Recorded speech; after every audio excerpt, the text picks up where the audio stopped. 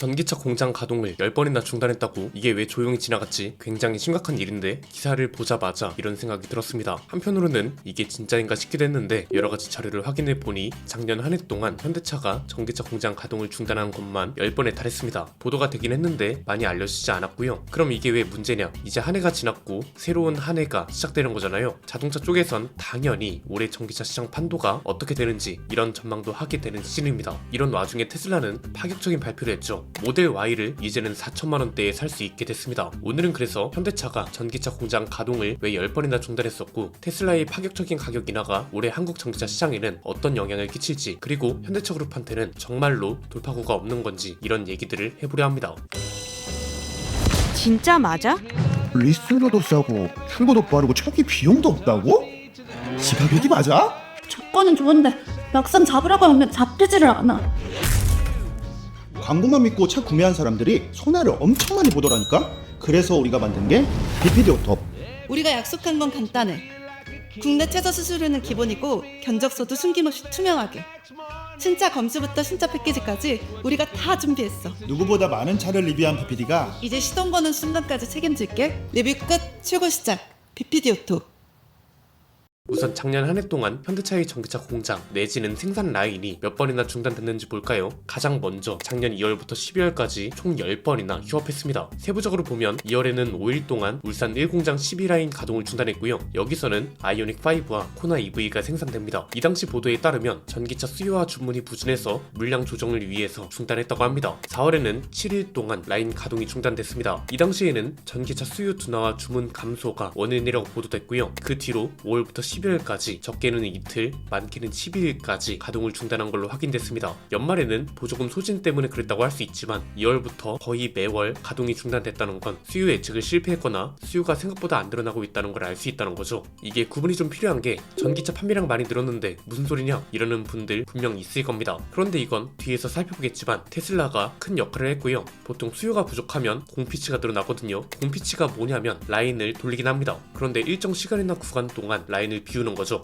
이렇게 되면 생산량이 줄어들고 줄어든 수요에 맞게 물량을 맞출 수 있게 되는 겁니다. 그런데 작년에는 공피치로 버티다가 이게 손실이 너무 커지니까 아예 휴업으로 갔다는 취지로 보도가 나왔었다는 겁니다. 즉 손익과 물량 균형이 공피치로도 안 맞게 되는 상황까지 오면서 아예 가동 중단이 반복됐다는 거고, 이건 좋지 못한 상황이 맞는 겁니다. 일단 2025년은 갔습니다. 우리가 지금부터 생각해야 할 건 2026년인데 올해 전망도 사실 그렇게 희망적이지는 않다는 게 문제입니다. 이유는 간단합니다. 크게 세 가지인데요. 첫 번째는 수요 예측 실패도 맞지만 그보다 더 심각하게 봐야 할 건 실제로 수요가 안 늘어나고 있다는 겁니다. 이건 판매량을 보면 확실해지는데요. 작년 1월부터 11월까지 전기차 판매량을 보면 테슬라 판매량이 압도적입니다. 그리고 상위 10위권에 테슬라와 현대기아차 말고 다른 브랜드를 찾아볼 수 없다는 것도 인상적이죠. 판매량 숫자도 보면 내연기관차에 비해서 너무 작은 것도 사실입니다. 이걸 자꾸 전기차 캐즘이라고 하는 분들이 있던데 이건 논리가 좀 안 맞습니다. 왜냐면 전기차 캐즘이라고 하면 테슬라도 안 팔려야죠. 그런데 모델 Y만 47,000대 가까이 팔렸고 브랜드 전체 판매량은 55,500대를 넘었습니다. 벤츠랑 5,000대 정도밖에 차이가 없었고요. 전기차만으로도 이 정도 판매량을 기록했다는 건 기적에 가깝고, 이것만 봐도 전기차 캐즘이 아니라 테슬라 말고는 살만한 전기차가 없다는 게 숫자로 증명됐다, 이렇게 해석하는 게 현실적인 거죠. 시장은 거짓말을 하지 않거든요. 그럼 대체 왜 이렇게 된 거냐? 두 번째는 가격 정상화가 아직이라는 게 큽니다. 그냥 단순하게 비교해볼까요? 최근에 출시된 무쏘 시작 가격이 2,900만원대입니다. 그런데 최하위 트림도 화면에 보이는 것처럼 웬만한 옵션이 다 들어가 있습니다. 그리고 대형 차입니다. 타스만보다도 큽니다. 그런데 캐스퍼 일렉트릭은 얼마부터? 2,787만원부터 시작입니다. 공정하게 현대차끼리도 비교해볼까요? 소나타 시작 가격이 2,560만원이고요 투싼 시작 가격이 2,805만원입니다 한 3-4년 전이었으면 야,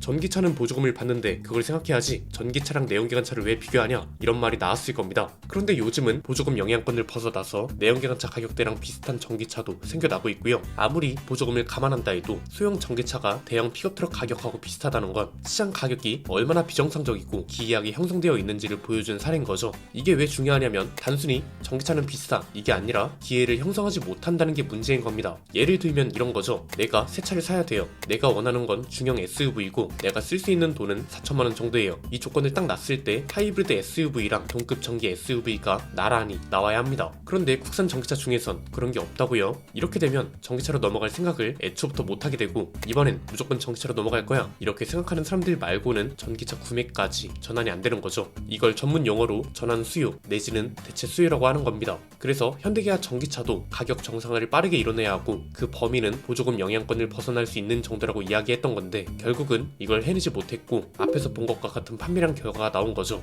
그럼 올해라도 가격 정상화를 이뤄내면 되는 거냐? 이게 중요하잖아요. 그런데 일단 올해 가격 정상화를 이뤄낼지 아직은 잘 모르겠고요. 만약 이뤄낸다 해도 효과가 미미할 수도 있다는 게 큽니다. 이게 자연스럽게 세 번째 이유로 연결되는데 테슬라의 공략이 시작됐습니다. 이게 왜 문제냐면 테슬라가 말 그대로 기습 발표를 했잖아요. 자세한 내용은 다음 영상에서 자세히 다룰 건데 간단히 요약하면 이런 겁니다. 일단 트림명을 바꿨고요. 모델 Y는 RWD 가격을 300만원 내렸고 롱레인지 모델은 315만원 내렸습니다. 그리고 모델 Y 퍼포먼스 듀얼 모터는 무려 940만원을 내려서 7천만원에 가깝던 차가 5천만원대로 내려왔습니다. 이게 왜 중요하냐면 원래는 뭐가 가장 이상적이었나요? 현대차가 FSD급 자율주행을 상용화 못했다? 그럼 가격을 구매 이유로 만들면 되지. 그렇게 해서 시간을 벌고 그동안 자율주행 상용화를 이뤄내면 되지. 이런 거였습니다. 그런데 이것도 지금 어려워진 거죠. 테슬라는 수입차입니다. 그런데 국산 전기차랑 가격이 비슷하거나 더 저렴해졌습니다. 이렇게 되면 굳이 현대기아 전기차를 살 이유가 있나? 이렇게 된다고요. 즉 그나마 현대차 그룹의 가장 현실적인 돌파구는 가격 정상화였는데 이 돌파구도 테슬라가 사실상 차단시켜 버렸다는 겁니다.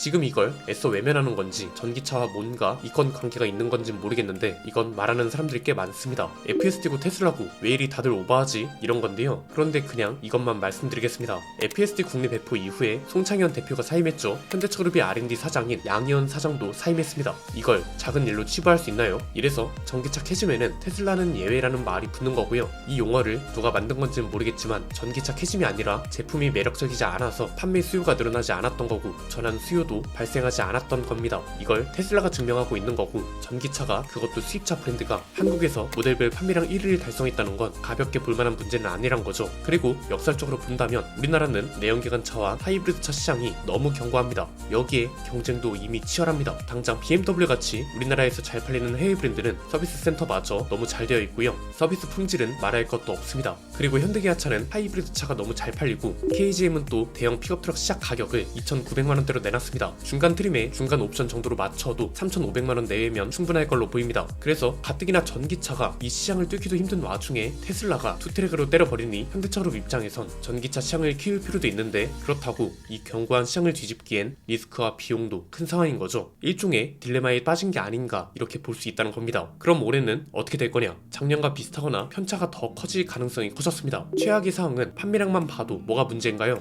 1위인 모델 Y와 격차가 큰 것도 문제지만 중간 허리를 지탱하는 차가 없다는 것도 문제죠. 1위와 2위의 격차가 25,000대 이상입니다. 단순히 격차가 크다는 것만 문제가 아니란 거고 이건 현대기아를 대표할 만한 전기차 모델이 없다는 얘기도 됩니다. 요인은 복합적입니다. 보조금이 뚝 끊기면 판매량도 뚝 끊기고요. 이건 보조금 영향권에서 벗어나지 못했다는 말도 됩니다. 그렇다 보니 브랜드를 대표하는 모델이 전기차가 될 수 없는 상황인 거죠. 그냥 단순하게 내연기관차와 하이브리드까지 포함하면 기아는 소렌토가 떠오르고요. 현대차는 아반떼와 그랜저가 떠오릅니다. 전기차는 이런 게 아직 없습니다. 결국 지금 당장 필요한 건 가격 정상화입니다. 이것도 단계가 있습니다. 어떤 대표 모델이 가격을 낮추면 이 모델을 기준으로 판매량이 오르고 이 모델을 기준으로 다른 모델들도 가격대를 맞추면 됩니다. 이걸 언제 시작할 건지가 문제고 지금 당장 시작한다 해도 판매량이 급증할 수 있을지 알 수 없는 상태입니다. 그래서 이대로 가면 안 된다는 건 작년이나 올해나 변함없는 생각입니다. 제가 좀 유의 깊게 보는 건 테슬라가 이번에 가격을 인하하면서 트림명을 굳이 프리미엄으로 바꿨다는 점입니다. 이 소리는 저희가 계속 말씀드렸던 대로 미국산 스탠다드 모델 Y가 들어온다는 걸까요? 여러분 생각은 어떠신가요? 댓글로 자유롭게 의견 나눠주시면 감사드리겠습니다. 오늘 내용은 여기까지입니다. 내용이 유익하셨다면 구독과 좋아요 알림 설정